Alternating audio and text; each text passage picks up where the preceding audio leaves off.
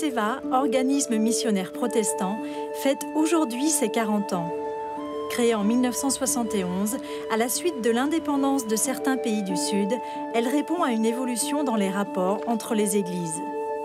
Explication avec Anne-Laure Danet, du service protestant de mission. Avec cette photo, on a l'exemple type du sens de la mission au 19e, où les églises du Nord envoyaient des missionnaires dans le Sud. À partir de 71, avec la création de la Seva, il y a un grand virage qui s'opère, puisqu'il s'agit d'être dans des relations d'interdépendance, où le rapport, c'est qu'on est entre églises sœurs.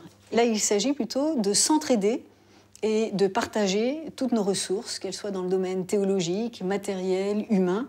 Et les relations, donc, vont se faire nord-sud toujours, mais aussi sud-sud. Les frontières, là, sont revisitées.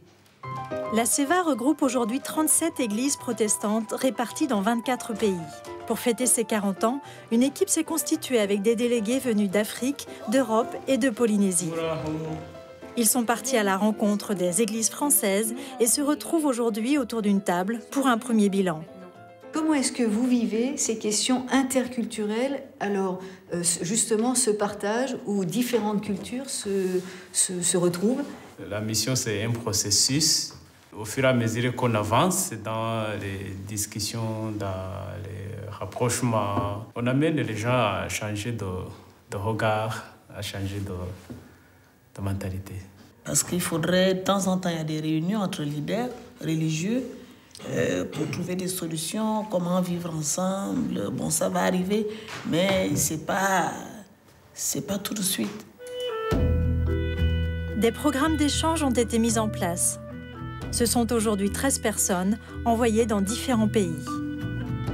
Chaque envoyé, il arrive avec sa propre tradition. L'église d'accueil va vraiment à profiter, à bénéficier, à utiliser et à échanger avec toutes ces dimensions-là, soit au niveau culturel, soit au niveau professionnel. Tous ensemble.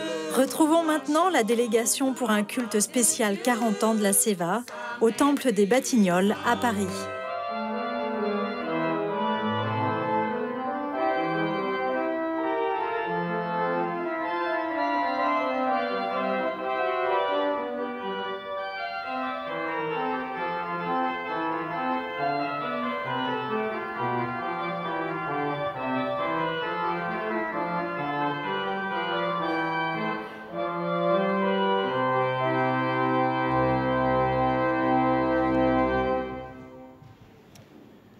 Venus du coin de la rue ou de l'autre bout de la planète, devant notre télévision ou présents ce matin dans ce temple, nous sommes ici pour nous reposer.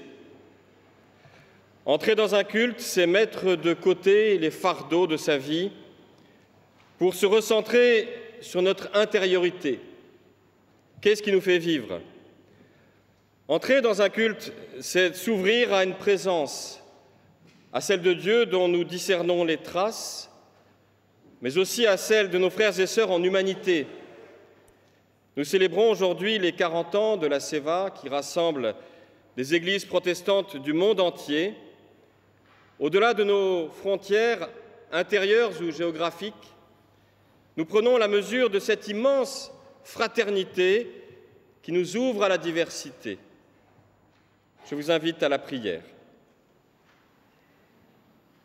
Éternel, notre Dieu, nous voilà devant toi rassemblés, unis et en même temps si divers par nos cultures et nos parcours de vie. Aide-nous à ouvrir les barrières de nos frontières intérieures. Aide-nous à détruire les murs de séparation que nous nous inventons pour nous protéger. Fais-nous goûter la saveur de la rencontre où l'autre devient ton visage. Fais-nous ressentir ta présence dans nos vies personnelles, dans nos églises, dans le monde, mais aussi dans ce culte ce matin. Amen.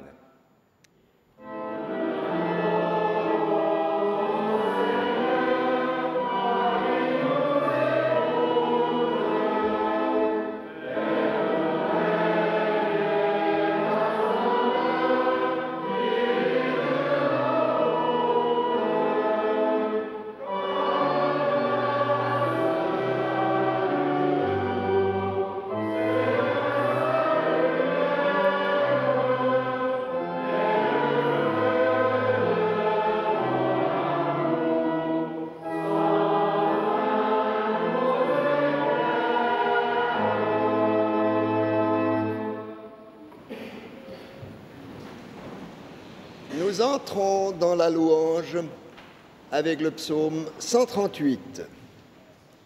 Seigneur, je veux te louer de tout mon cœur. Duma azambe ona duma yeye atatu zambe isawa ona duma yeye. Je veux te célébrer par mes chants au milieu des nations. Louez, louez, louez-nous bon Dieu, louez-nous bon Dieu, louez, louez, louez-nous bon Dieu, louez-nous bon Dieu. Ô Dieu qui est présent, je veux te louer pour ta fidèle bonté. Mana, mana, kora ibitangaza byawe. Que tous les peuples de la terre te louent, toi dont l'amour n'a pas de fin. Aha, maururu, ite fatu. Aha, maururu, ite fatu. Notona here yatatoune. Alléluia, loué sois-tu, Seigneur.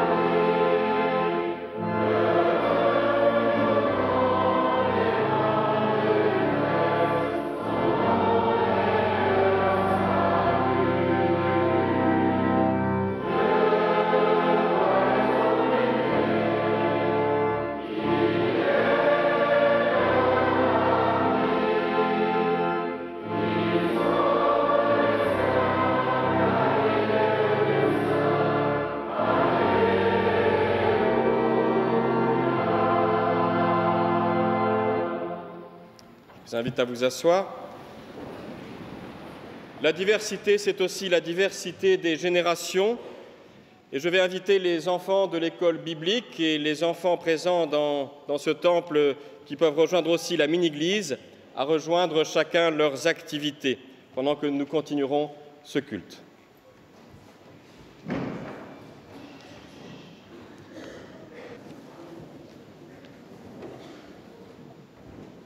Écoutons cette parabole de l'Évangile.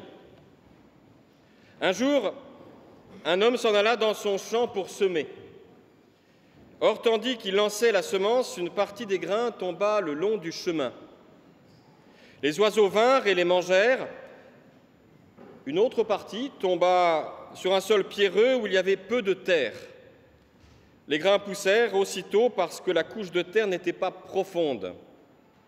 Quand le soleil fut haut dans le ciel, il brûla les jeunes plantes. Elles se desséchèrent parce que leurs racines étaient insuffisantes. Une autre partie des grains tomba parmi des plantes épineuses. Celles-ci grandirent et étouffèrent les bonnes pousses qui ne produisirent rien. Mais d'autres grains tombèrent dans la bonne terre. Les plantes poussèrent, se développèrent et produisirent des épis. Les uns portaient 30 grains, d'autres 60 et d'autres 100. Et Jésus dit, « Écoutez bien si vous avez des oreilles pour entendre. » Et je vous invite à la prière. Éternel, notre Dieu, notre Père, tu sèmes ta parole dans la terre de nos vies. Parfois, nous sommes comme la terre sèche et nous ne parvenons pas à traduire en actes ta parole. Parfois aussi, comme les buissons de la parabole, nous étouffons ta parole par nos replis et notre manque d'ouverture à l'autre. Nous oublions si souvent la fraternité humaine. Mais tu n'es pas le Dieu de la culpabilisation, mais le Dieu du renouvellement. Tu ne laisses jamais au chaos le dernier mot. Apprends-nous à être de la bonne terre pour que, par ta parole, nous puissions transformer ce monde. Apprends-nous à être de la bonne terre pour que, par nos églises, dans tous nos pays, nous puissions être porteurs de paix. Tu es le Dieu de la nouvelle chance et du pardon. Tu nous acceptes et nous accueilles tels que nous sommes. Aide-nous à transformer cet amour reçu de toi en amour pour l'humanité tout entière. Amen.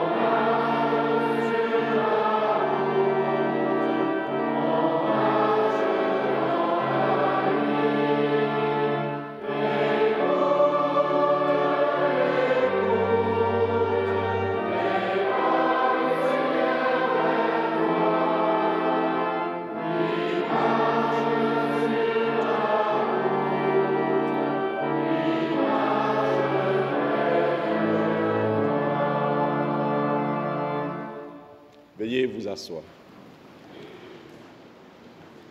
Frères et sœurs, membres de la communauté Seva, de cette communauté de Batignolles, chers téléspectateurs et téléspectatrices, comment témoigner du Christ aujourd'hui dans un monde en mutation? Quelles sont les situations que nous vivons aujourd'hui et qui méritent que nous redonnions espoir à nos contemporains? Quelles sont dans nos pays ou nos régions les populations fragilisées ou délaissées qui ont particulièrement besoin d'entendre la bonne nouvelle aujourd'hui? Comment pourrions-nous orienter notre témoignage en direction de ces populations? Comment entrons-nous en contact avec des personnes adeptes d'une autre religion? Que voulons-nous partager avec elles? Quels sont les combats pour la justice où Dieu nous appelle à nous engager aujourd'hui en fidélité à sa parole?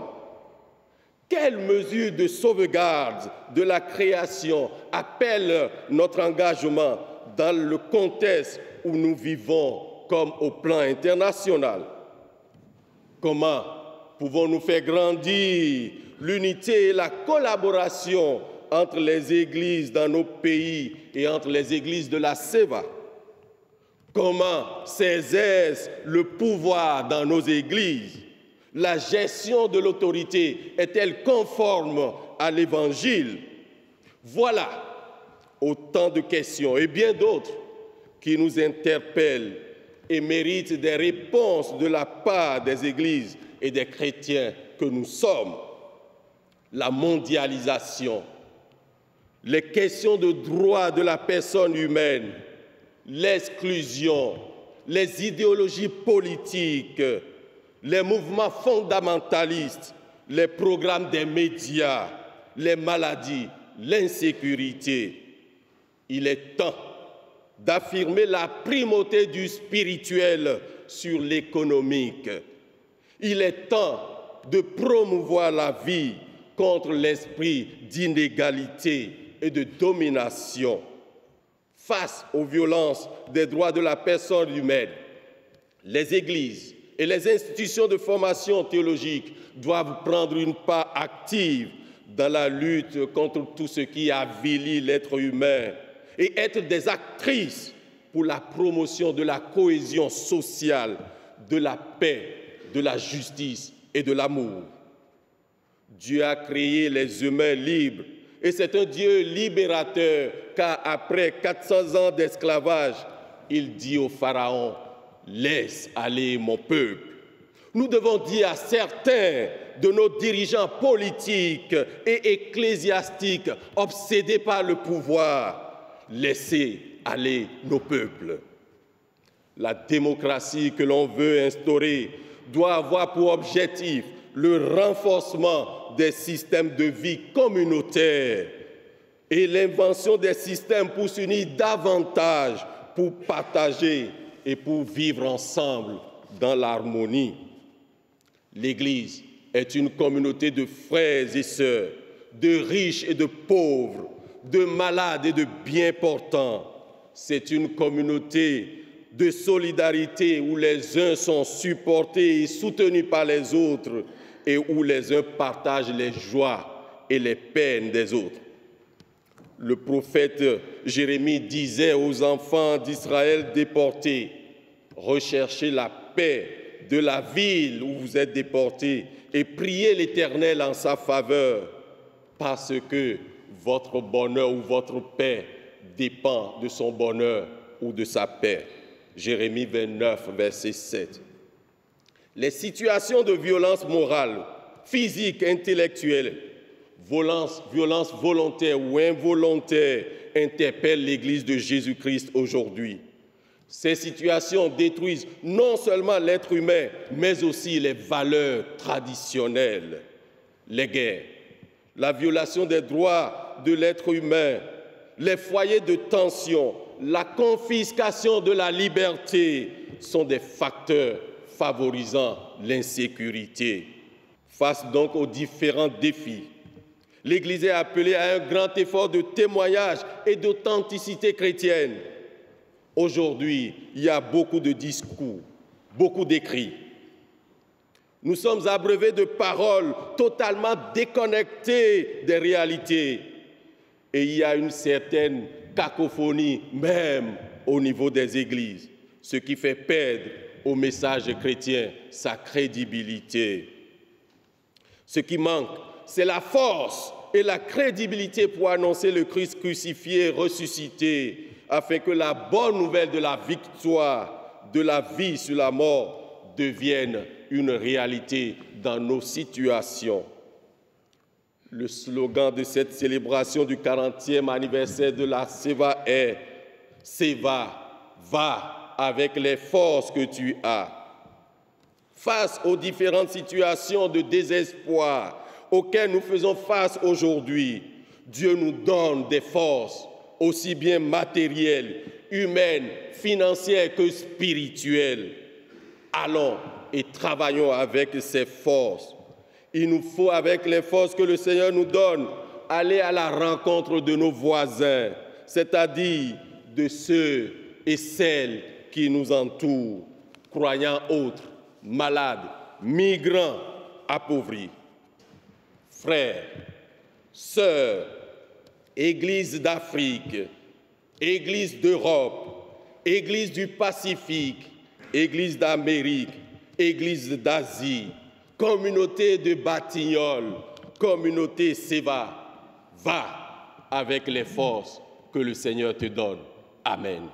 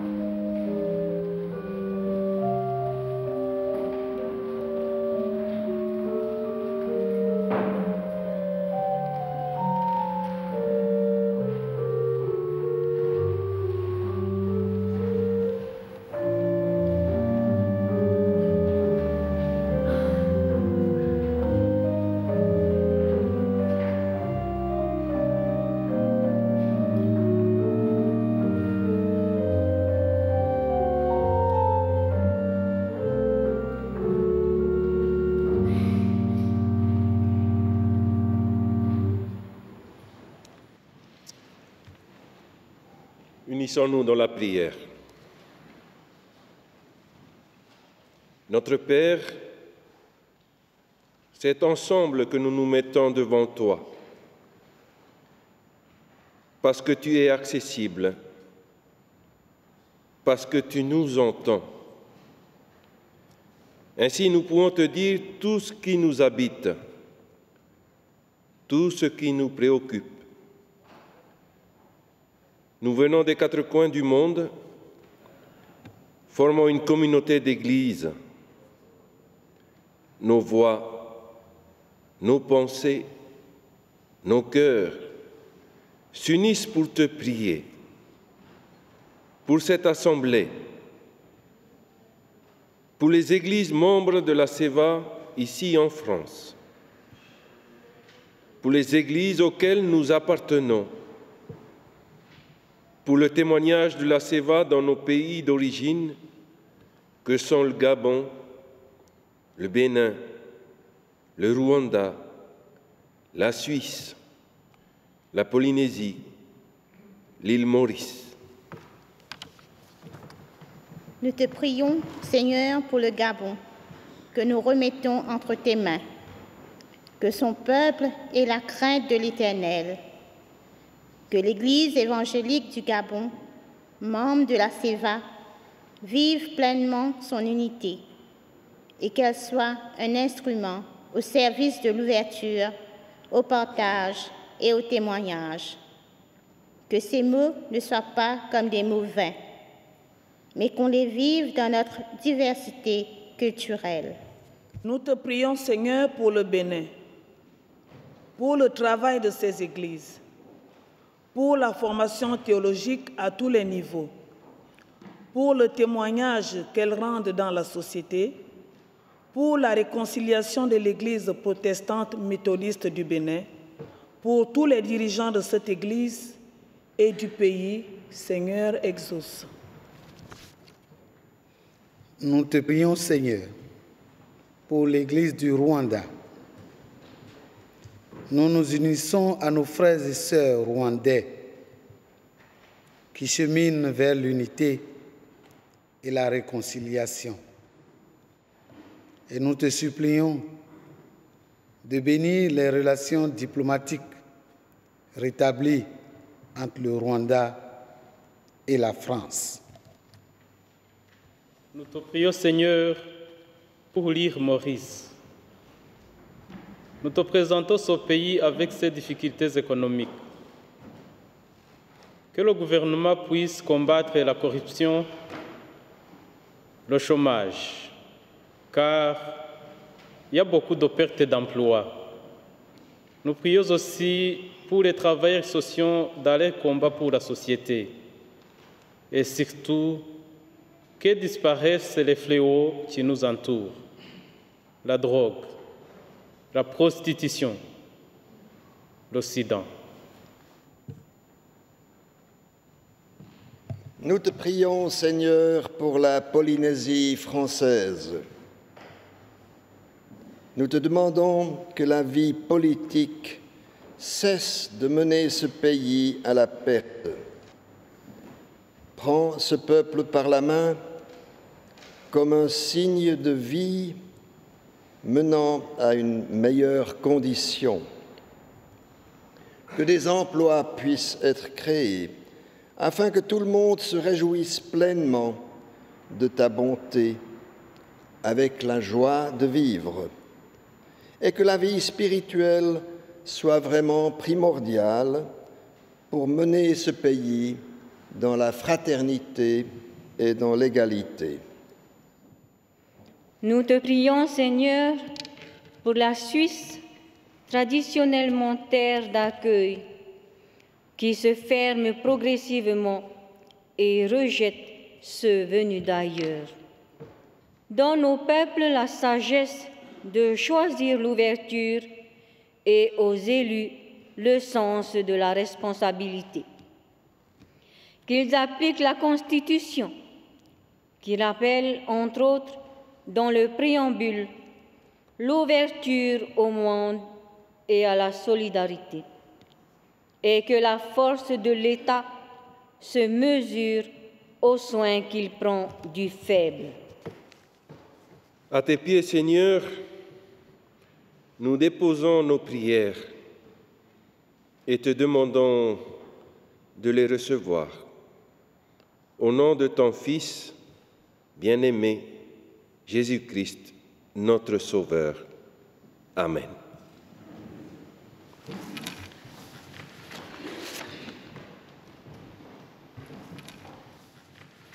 Et je vous invite à vous lever pour recevoir l'exhortation et la bénédiction. Il faut sortir, gens de mon peuple. Ici, c'est le campement d'un instant, le lieu d'une halte où Dieu et l'homme s'arrêtent avant de reprendre la route. Sortez, gens de mon peuple. Vous êtes le peuple en partance, votre terre n'est pas ici. Vous êtes peuple en mouvement, étranger, jamais fixé, gens de passage vers la demeure d'ailleurs. Sortez, gens de mon peuple. Allez prier plus loin. La tendresse sera alors votre cantique et la vie votre célébration. Allez, vous êtes la maison de Dieu, les pierres taillées à la dimension de son amour. On vous attend dehors, gens de mon peuple. L'Éternel vous bénit, il dit du bien de vous, il vous accompagne dans le plus profond de vos existences, sur tous les continents de la terre.